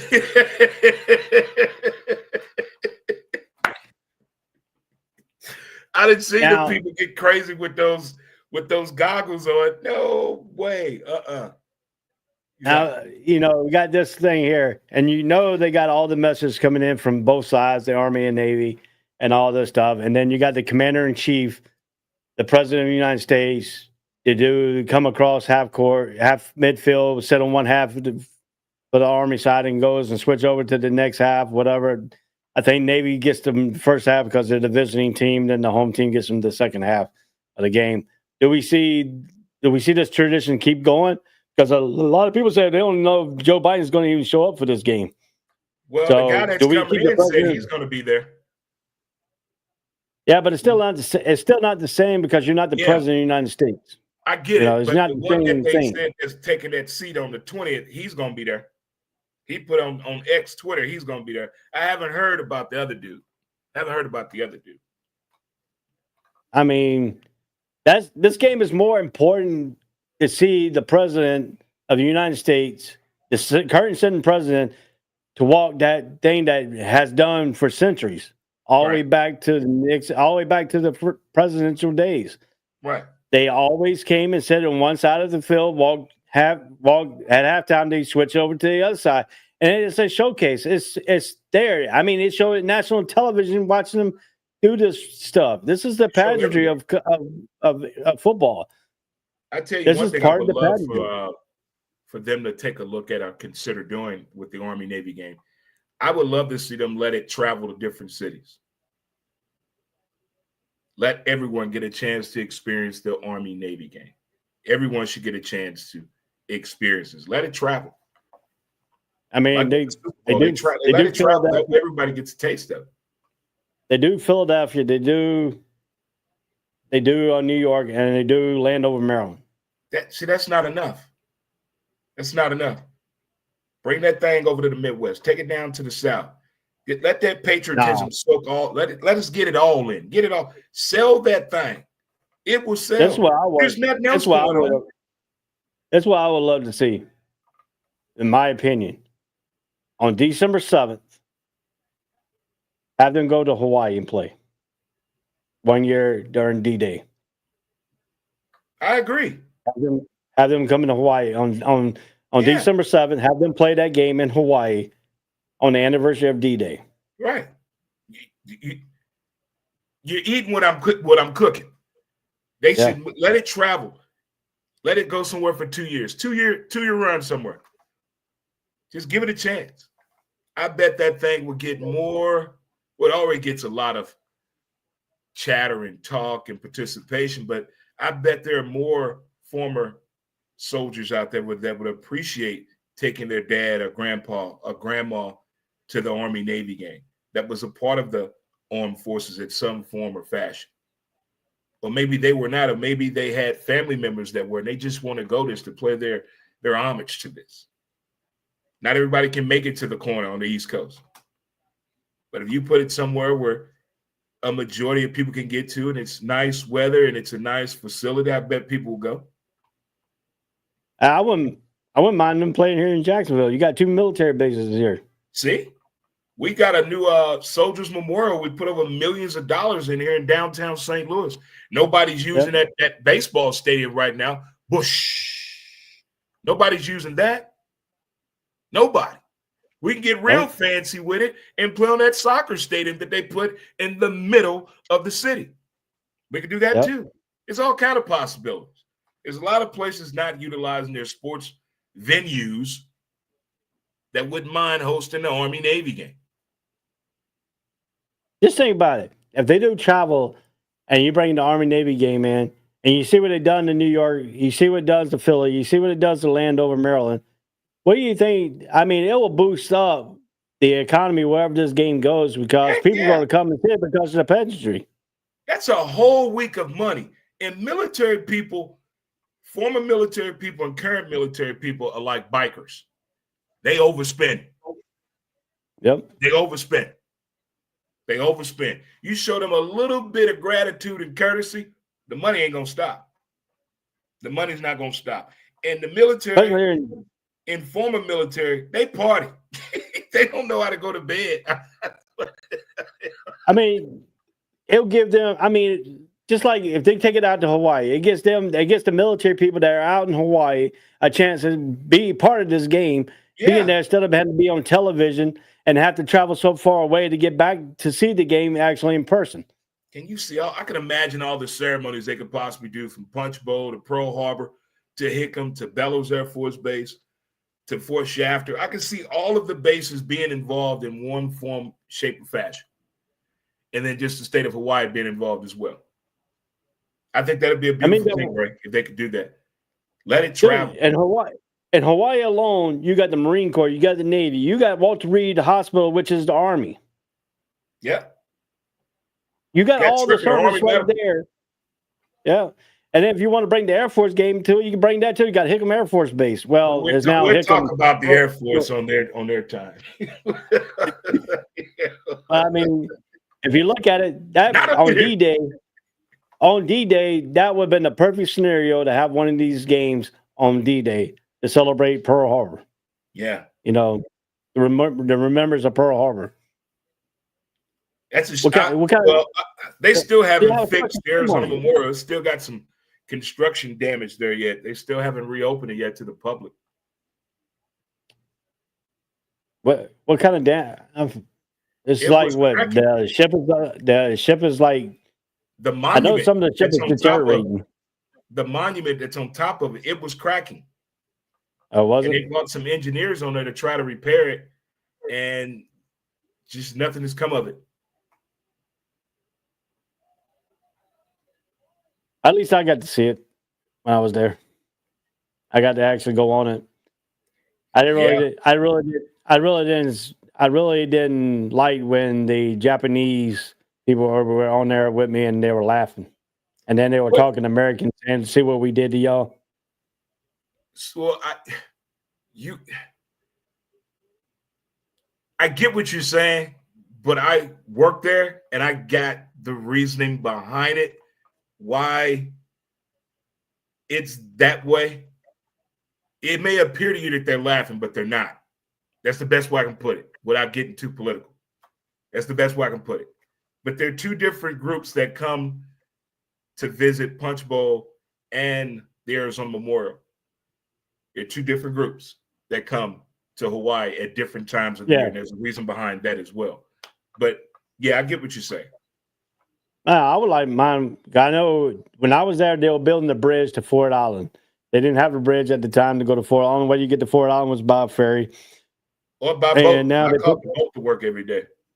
Yeah, and then now they got a bridge that goes from Pearl Harbor Mall, near the Pearl Harbor Mall. It goes all the way across to Ford Island now, which would be nice to drive over there and actually visit it. See, I can't wait to see that because there was the idea and thought process of them starting. There was a sign for H3. There was a sign for H3. That was it, just a sign. There was no picture, no diagram, no nothing showing us what it would possibly look like. I just remember it being a sign. But now you're telling me there's an actual bridge that runs from Ford Island. They were building them when I was there. The city. That's crazy. Yeah. See, when I go to, I'm going in June, hopefully. Hopefully I'm going in June. Hopefully I'm going in June. Got to get back over there and see my people. 808 in the building. 808, we coming. It is called the Admiral Clarity Bridge. That's what it's called. Admiral Clarity. Yeah, it's Admiral Clarity Bridge, also known as Ford Island Bridge. It's 4,672 feet, 1,424 miles road bridge that connects Ford Island into Pearl Harbor to the mainland of Oahu, the third largest island of Hawaii at 930 feet. Section of it is supported by pontoons and can be moved to allow vessels to pass through. What? The floating movable span is the largest in the world. The bridge is used by military families housed on Ford Island now and by tour buses that serves the island historic sites. The bridge replaced an hourly ferry service operated by the United States Navy and namesake as Admiral Bernard A. Clarity was one of the Navy's most decorated officers. That is wild, man, that they got a removable bridge. I can't wait to It's go on back. pontoon. It's on pontoon. Can't wait. I'm looking forward to it. Yeah, the Admiral's house is on Ford Island.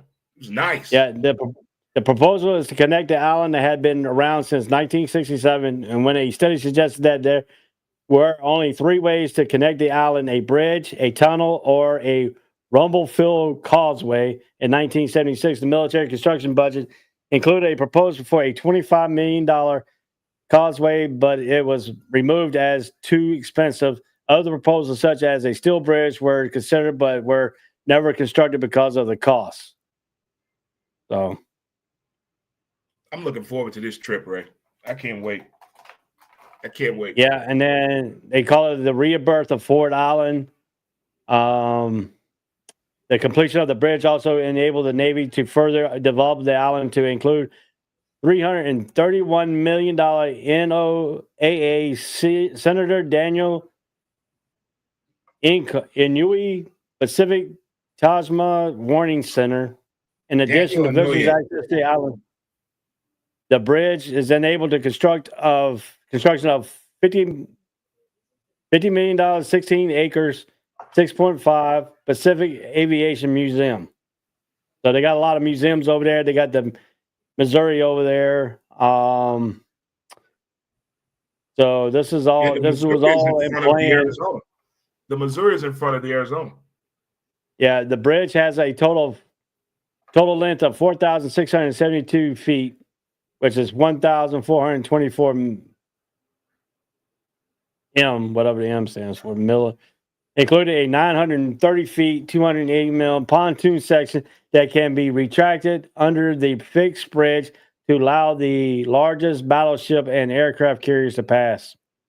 The bridge consists of 650 feet wide channels as well as 100 feet wide, 30 feet height opening for a smaller craft under the elevated span. The entry control point at the east end of the bridge provides room to two traffic lanes and enter a single exit lane and guard towers with a turnaround. So there you go. So apparently You have to go either you go into the museums over there to get on there, or you gotta have a military ID, I guess, to get over there too. So there you go, man. I can't wait to show my military ID. Dre's here. Dre's here. Go to my old dorm. Oh, Do the secret knock. I used to walk. Matter of fact, I used to walk from the base to Aloha Stadium to watch the football games. That's a long walk, Ray. 2 miles. There is no street. There's a street now. There's sidewalks. They built a sidewalk from the base to the stadium. They built a sidewalk from the base to the stadium. Matter of fact, they got a sidewalk. They got a sidewalk from the base to the Navy Exchange. Well, I know that. But they also got the sidewalk now goes all the way to the stadium. I used to live down the street from there in the housing down there. I used to live in Pearl.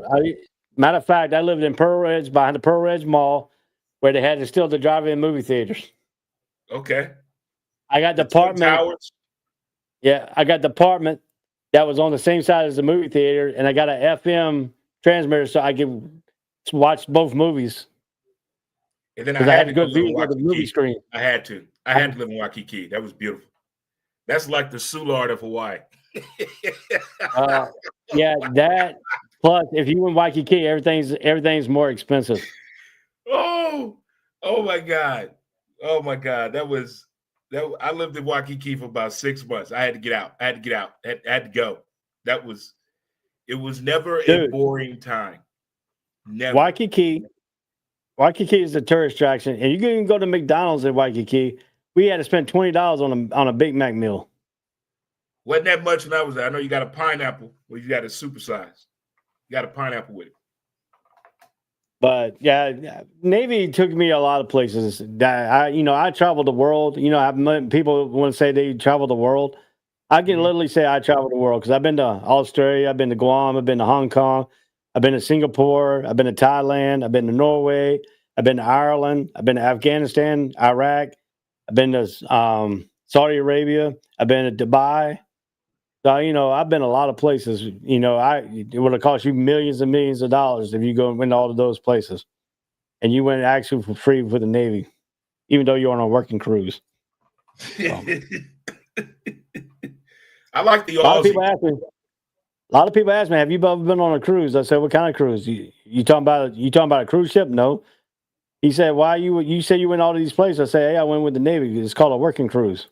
Yeah, I don't know too many military people, especially Navy people, that were on the ship. I don't know too many of them that like commercial cruise ships. They don't do that. Well, I don't know anyone that used to be in the Navy that was on the ship that likes doing those cruise ships. I don't know not one person, not one. Well, I talked to some of my Navy friends that went on a cruise. I said, when you go on a cruise, do you go and count the lifeboats first? He looked at me and says, how do you know that? I said, because Navy people's going to check and see where the life rafts are and where the locations are. Where's the exit? Okay. How many boats you got? And then I asked him, I said, how many fire stations they got on the board of the ship? Do you act like you're going to go man that station or something? He says, yeah, every time alarm went off, I went to I asked him where the DC lockers was at. I can't do one of those cruise ships. I can't do it. But now you get on a cruise ship, you can go up and down the elevator. I said, look, man, we didn't have elevators. We had elevators, but it was made for the food to go up and down, right, or weapons to go up and down. It ain't made for people to go up and down. It was for the weapons to go up and down. They live in the lifestyle now. So, I mean, to me, that's Navy life. And an Army-Navy football game, yes, we watch it on the way in the middle of the ocean. People ask us how we do that. I don't know. We had to get on the right course to even get a radio station sometimes. And I'll tell you what, the Bulls game against Seattle, we didn't watch one single game on television. I was underway the whole time the Bulls won that championship game. And guess what? We found the Armed Forces Network, and we stayed on that course to listen to that basketball game. I know years ago on one of my one of the cable outlets I was a part of. I can't remember if I was living in Carolina or was I here. But I was getting the Armed Forces Network. I can't remember which cable company I had then at the time, but one of them I was getting. I used to watch it on Saturdays. Could they give you the whole week of what's been going on in this little 1 hour slot that they had? But I wonder where's that at now, if they still have that. I haven't looked in a long time. I don't know. But my buddy right now, he got out of the Air Force. He was on the All Sports All Place Network. He still is. He does a Who's on Your Mind podcast, and he does it on the military radio broadcast station now. Somebody started a military broadcast. What you mean, who's on your mind? That's the name of his podcast. Who's on the Mind from Indiana. It's all about Indiana sports. Oh, shit. Okay. Hold on there, good buddy. Hold on now. Hold on. Now you got me right there. A podcast about Indiana sports. Was that basketball and racing? He does Notre Dame football. He does Indiana football. He does basketball. He does all kinds of high school sports. Now, that's something that's really getting a kick now. A lot of people are starting to talk about high school sports. I like that. I refuse to go to a high school game. I'm glad I don't have any kids in high school because they're too dangerous. There's always a fight.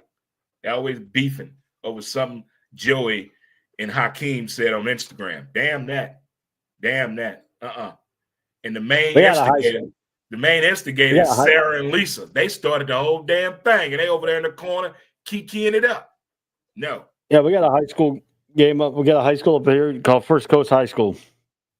And across the street, they got a gas station called Daly's Place. And first game of this year, they had a shooting across the street over there after the football game was over. See, that's why I don't go to high school sports. I can't even go to little kids' football games. The parents here in St. Louis pulled out weapons on each other at a little kids' football game. Yeah, 8, 9 years old.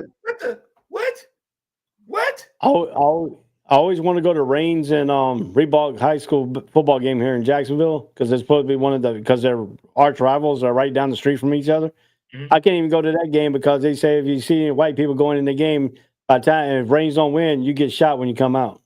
See, there are lots of games I would love to go to here. Lots of games, but the beef, no, not going. I just watch it on the Sports Zone highlights. See it online, .com something. But I miss going to high school events. I miss going to kids' sporting events, but the parents have ruined it because they're so violent in front of their kids. I mean, I could not imagine me at baseball practice and my father and another parent get into it and they pull out guns. That's unheard of. Unheard of. It's just, I don't understand what. Well, I already know what's going on with little kids football. The mama sleeping with the coaches and all kind of crap for their kid to play. That's the issue there. And you got people gambling. That's the issue there. And you got these coaches that have more of a street mentality than a coaching mentality, influencing these kids with money and broken promises. That's what's happening in Little League football. But on the high school level, that online presence is so bad that it's coming into the games. And this is the first that we don't know where all this started from. Go online. Go on your kid's social media page. They will tell you everything, what's going on, what a fight going to be, who was involved. They tell you. Well, here in Jacksonville, they got the Tebow rule because Tebow was homeschooled, but he wanted to play football, so he got to pick any school he wanted to go play football at. They do that here. You can go play with any school if you homeschool. Yeah. But I don't trust the parents in this damn area to homeschool shit. but it's called a Tebow rule now. That Tebow is spanning out from that. Now, if you live in another school district and you don't like that school in your district, you can transfer your kid to another school in another district. See? So now you talk about the NIL rule. You talking about college. You talking about high school football here. Recruiting for high school football here is then got dangerous because they go to, say, First Coast got a top tier player. Well, he's not going to make. They know they're not going to make the playoffs because he's the only good player they got. They'll go and poach him. Say, hey, you come to Range, we got a playoff team. You come to Range, you go to the playoffs. We're only missing the quarterback. You can fill that void. And next thing you know, he transferred over there. Did you hear on ESPN what they were saying? What allegedly is going on in college football? What has started to catapult these kids getting in the transfer portal? It starts with these guys getting a hold of these kids, saying, "Hey, I will give you X amount of dollars if you come here. I give you X amount of dollars to come here." And it goes up and up and up and up and up. And it finally gets to a point where the kid is like, okay, I'll do it. That's going on with the phone call conversation in college football. ESPN talked about this on Tuesday. I'm like, you've got to be kidding me. Shouldn't that be like against the regulations to do that? That's called tampering.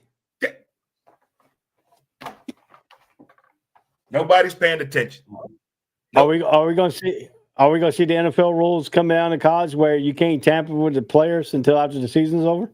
You know what it's going to take? It's going to take like how Hollywood got caught with them buying their kids' education when they took Felicity Huffman to jail and all that, and homegirl from Full House, and they took their asses to jail for paying for their kids who don't want to do nothing, but mom and dad paid for a degree.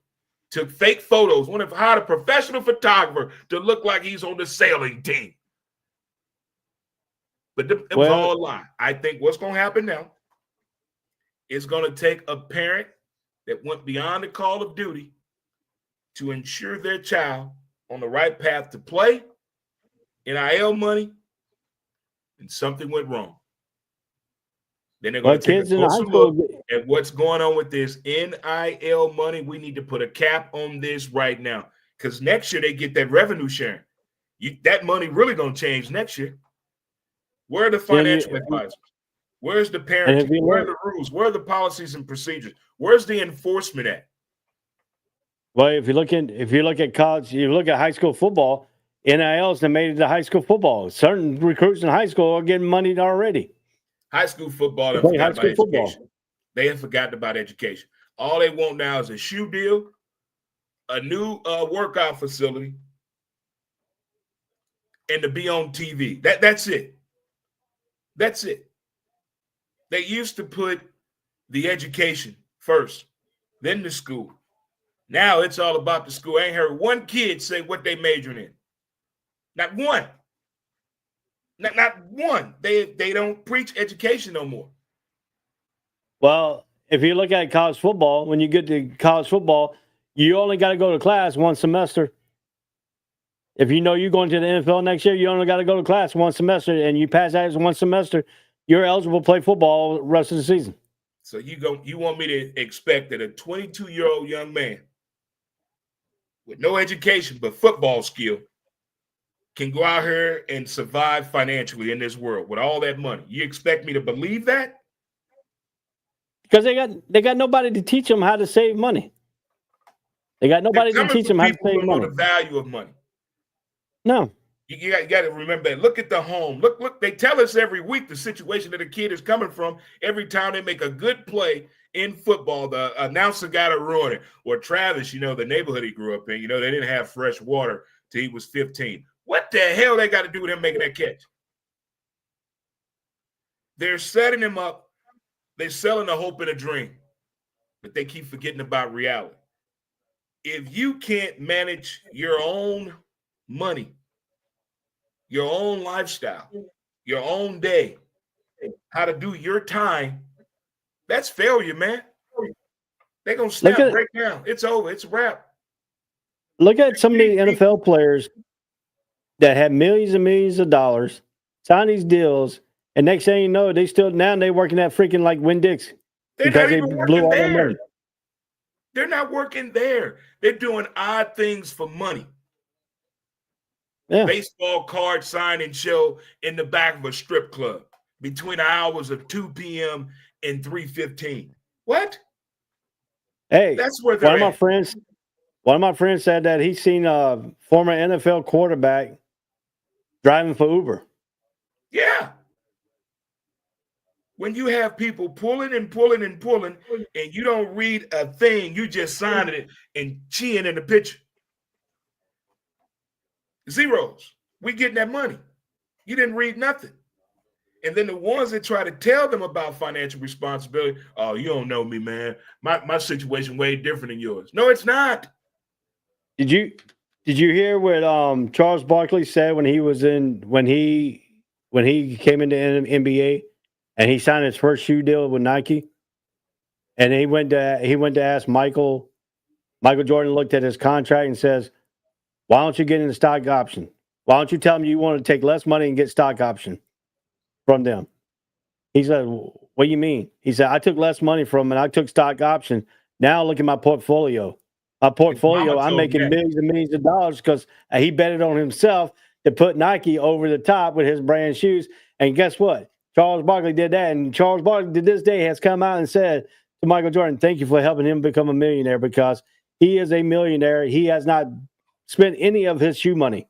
He said his shoe money and share options is more than what he's making at TNT and now soon to be making more than what he's making at ESPN because TNT's show is now moving to ESPN.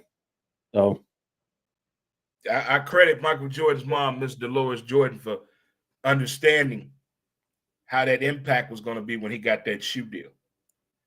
But again, it goes with people that have been through something, that are trying to tell younger people not what to do, but just hear me out, young bull. Let me tell you here's some options for you. You can do A, B, or C. It's up to you. That's all they're trying to tell the younger folk. That's all they were trying to tell Travis Hunter about that girl. We're not saying she's a bad woman. We're just trying to say, you need to leave that. You run now. Run. Yeah. You ever seen a good athlete miserable on the field because of the home life not right? It's been a lot of them. When the home life not right, they can't catch, can't run, can't hit a shot, can't think for themselves. Once that happens, we get to saying stuff like this. Oh, he washed up. He tanked. He's a bust athlete. We got to look at that home life. Look at that home life. The kicker that can't hit the side of a building, of a barn, with a brick, Justin Tucker right now. Home life. Now, you're not just going to miss all them field goals like that. Home life. What that woman doing? Now, see what the NFL has done with the rookies. They send them to a rookie class, and that teaches them how to save their money and stuff like that. Are we going to see that coming into college football to teach these athletes how to save their money and progress instead of being, frugal with it and throwing it out everywhere they want to do? Go buy these nice cars, buy these nice houses, and next thing you know, you're broke again. Right? You can't. How can I put this? They're trying to tell somebody who's never had $5,000, let alone hundreds of $1,000s, on how to be financially responsible. You know how hard that is? Oh, that's hard. Not an easy task. A lot of us learn by failing.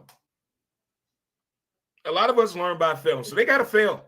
They got to fail to get the true understanding, or they got to be close around it in order for them to believe it, because everybody's situation is different that comes in the league when it comes to money. Everybody's situation is different.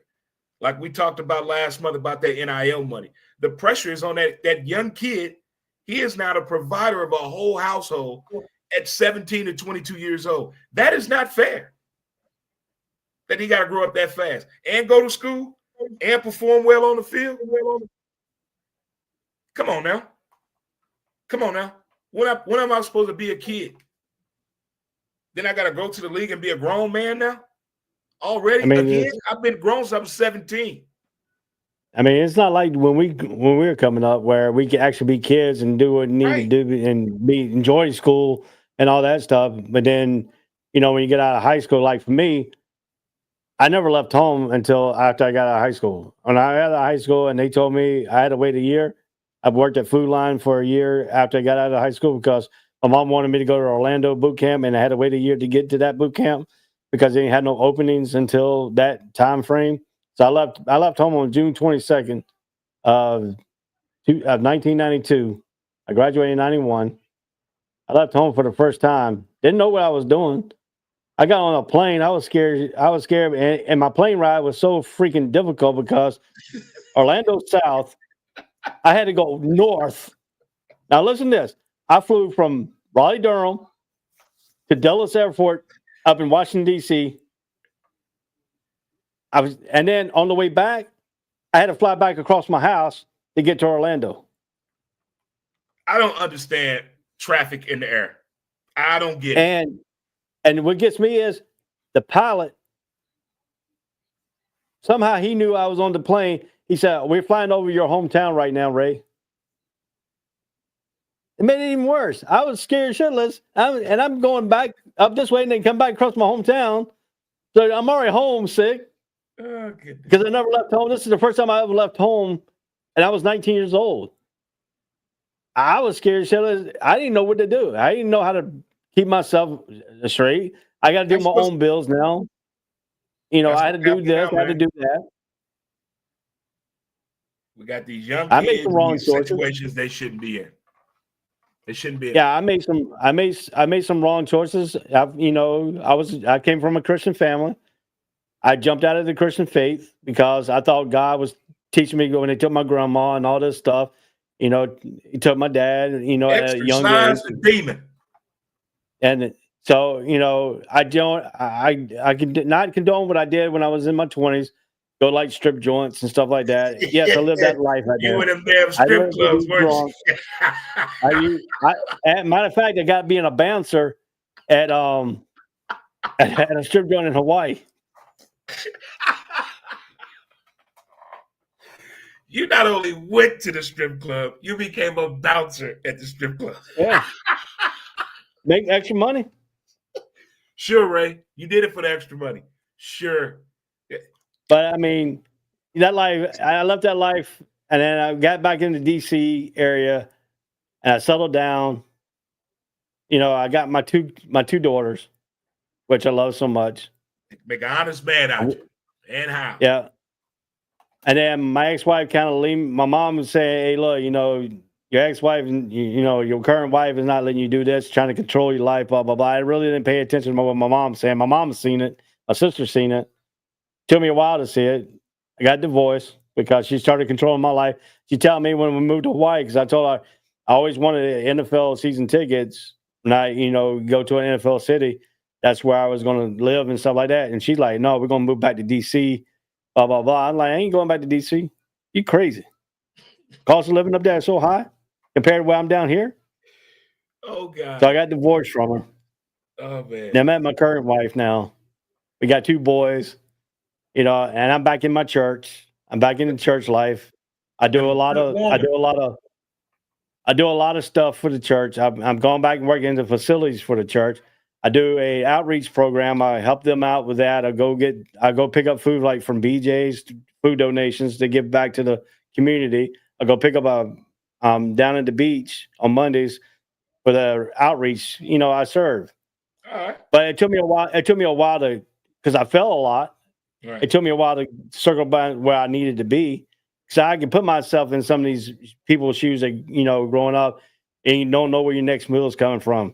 Right. Yeah. In the Navy, everybody thinks, "Oh, you getting paid all this good money and blah, blah, blah." I said, "Dude, do you hear yourself saying we don't?" Dude, my first paycheck in the Navy. A lot of free stuff that we. My first paycheck in the Navy was $600. $600 was my first check. I'm trying to think how much my first check was. You probably came in before me, so your first check was probably about 300 or something. No, hold on. It was yes, in boot camp you got paid, but you got paid $600 in boot camp. It's like $302. Yeah, something like that. It went up about $300 more when I came in. But 2 of my checks, I had them sent to me in Hawaii. They came. I had them sent to my home when I was on leave, but I left early because I didn't want to go straight to work. I wanted to hang out in Hawaii for a minute. Yeah. I showed up in Hawaii 10 days before I was supposed to be at work. I wanted to fill out the island a little bit, figure out how to get to work, see where I lived at, things of that nature. So when I transferred out, I had a friend there. I was babysitting his kids while because they were still young, and I was kind of in my older age. That's where I started cutting back, going to clubs and stuff. So I started babysitting their kid. And the kid was like not even a year old, not even, it was a few months old, and they were still in their 20s. They were in their early 20s, so they still want to go out and party and stuff like that. So I became in a big live-in babysitter for him, basically. You were a nanny. That really shed a light on what I was doing wrong. That put that baby, just babysitting that baby, just put me When you were doing that, did you have a kid yet? No, I wasn't even married yet. I was still single. I was in Hawaii when all this happened. It was the latter part of my Hawaii career. I was in Hawaii for 3 years, probably about a year and a half after I got there. I was doing all that crazy stuff. Then my friend had a baby, got married, and brought the kid finally to Hawaii.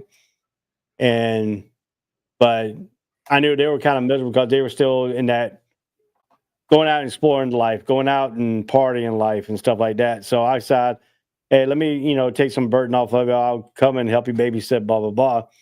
So I came in, I actually moved in with them, became a living babysitter for him when I wasn't working in the Navy. Call a nanny, Ray. Yeah. So, I mean, basically it brought what turned my stability going out and partying. It started causing, hey, I got to, this is what I want. I want to be a family man.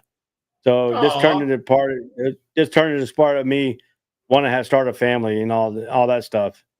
But also it turned where I was spending so much money to go in and saving money. So it kind of do a lot of earning turn and stuff. Because I was blowing my check. I was living paycheck to paycheck. I was blowing my check. It was the 90s. It was the 90s. Yeah. So I married my wife. I met her there. And so it kind of turned my life around. And then I got to DC, my 2 years in DC. I finally got married, had my first 2 kids. Life was going good until the 10-year mark of my marriage. And when she decided she wanted to be controlling. You figured they always want to be controlling. Yeah, when they got the 10-year mark, that they want to be controlling. So, I lived there, and then finally got married after 13 years of marriage. Met my current wife here in Jacksonville. That church life came back when she started taking me to church. And it really didn't hit until 2015 when I got invited to a party at one of the people's houses that was at the church. And I kind of fell in love doing media. That's why I fell in love doing camera work and stuff like that, because I joined the church team's media. So, but like you seen kids out here with this NIL deal, taking money and stuff like that, not really know what to do with it. It's really changing their life around, but they're not really changing their life around. It's just making them have money where they can go enjoy stuff, and then they can look back and say, what happened to all that? Look at some of the NFL players. Some of the NFL players retired, and now they're broke because they didn't know how to invest their money. I can take it a step further. Look at yourself right now. In your current life right now, your age and everything you've done, how much money you think you have made to the point you're at now versus how much money you think you have spent. That'll piss you off. That would piss you off. Dude, if I would count every single penny that I had, because I have done it, I have seen what I was at. If I would have saved half of that, I wouldn't have to be working right now. Not even half. Not even half. Just if we could look up, like in the movies, they can find any kind of figure they want in the movies. They just look up and it's right there. If we could look up right now and just see how much money we have spent in our entire life versus how much money we've made in our entire life. I'm talking side hustles, under the table, job you only had 2 days, any financial money you have ever made. I wish we knew that figure. Down to the last cent. I don't even want to guesstimate. I don't even that's not fun. How much money you think you spent? I can tell you up till 1999. From the day one when I was in high school, when I first started working, all the way up to 1999. When you was a kid, you didn't get a allowance, you didn't get a quarter here and there, 50 cents, $1. I ain't get nothing. I'm talking all the money you've ever had up to now. This way, my mom and dad never gave us allowance because they never could, because my mom was working 5 jobs. Dude, when I was growing up and everybody looked at me like I was crazy, I used to wear potato sacks to school. My mom made clothes out of potato sacks.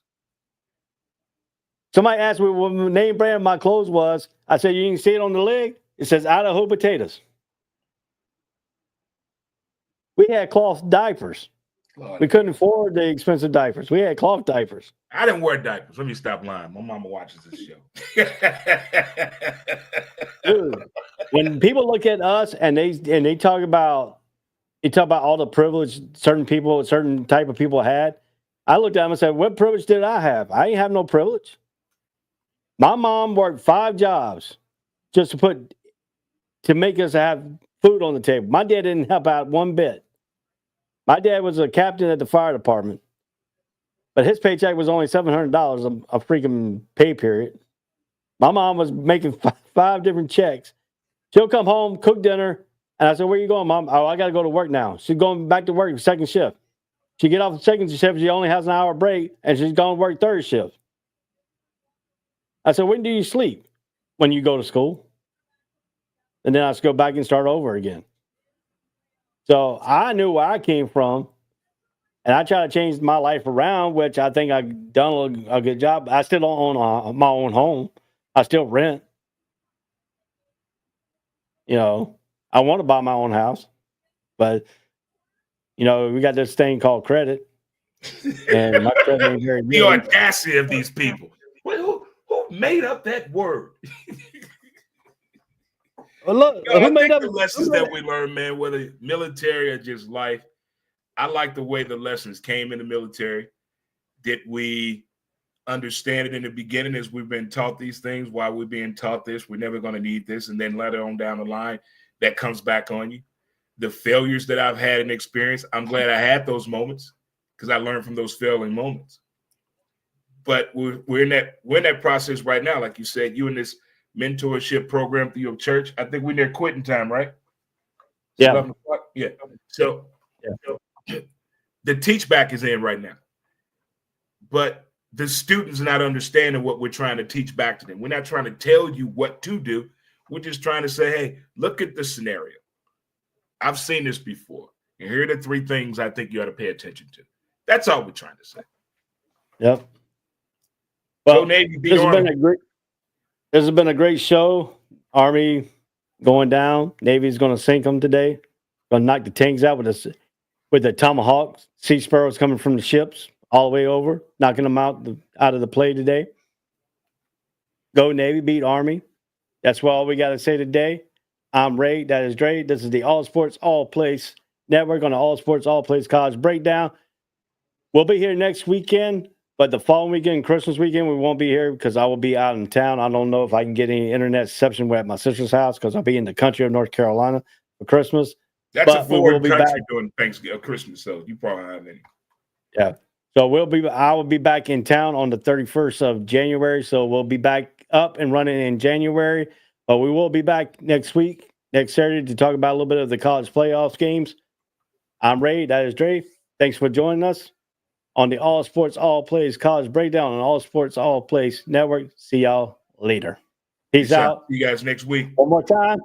Go Navy, beat Army. There you go. Go Navy. Go Navy. Peace. Navy all the way. All Sports All Plays. All Sports All Plays. All Sports All Plays. 365, we're making a place. We're talking the game, get you through the days. We're high in the court, the dime in the lane. Variety, topics, living the same. All presentation, sports information. In the airways, taking the nation. All sport, all plays, like working your faces. Grace at the field, so tie the laces. All sports, all plays.